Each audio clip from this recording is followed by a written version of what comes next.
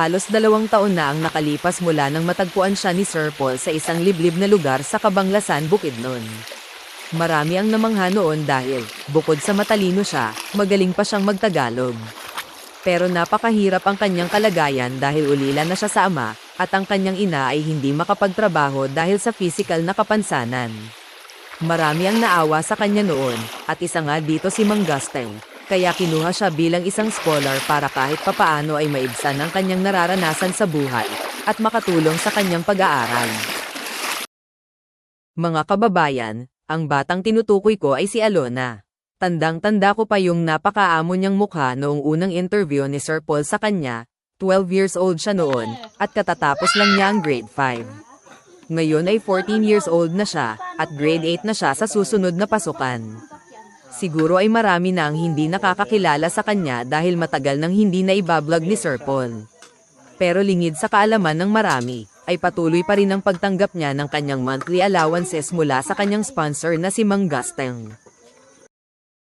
Pero alam nyo ba na may balak noon si Sir Paul na kunin si Alona at pag-aralin sa Davao? Sa isang interview noon ni Sir Paul na kasama ang nanay ni Alona, tinanong niya ito kung papayag siya na kunin niya si Alona at doon mag-aral sa malayong lugar, pero hindi pumayag ang kanyang ina, dahil bata pa raw si Alona. Gayunpaman, sinabi niya na papayag lang siyang mapalayo si Alona pag grade 8 na siya. Natatandaan pa kaya ito ni Sir Paul? Grade 8 na si Alona sa susunod na pasukan, and with due respect sa sinabi ng kanyang ina, ay pwede na niyang kunin si Alona para pag-aralin sa Davao o sa Maynila. Samantala, hindi ko alam kung makakaapekto ito kay Alona dahil kamakailan lang ay nalaman ko na nag-retire na si Mang Gusteng sa kanyang trabaho.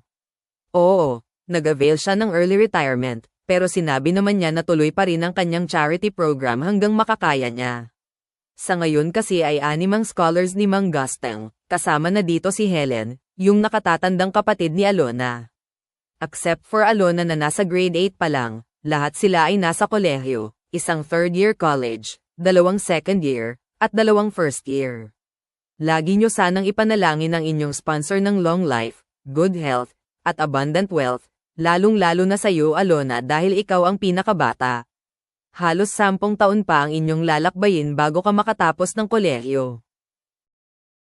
Anyway, dahil malapit na ang birthday ni Alona, gusto ko lang siyang batiin ng happy 14th birthday. Enjoy your teenage life, pero huwag pabayaan ang inyong pag-aaral dahil doon nakasalalay ang inyong kinabukasan.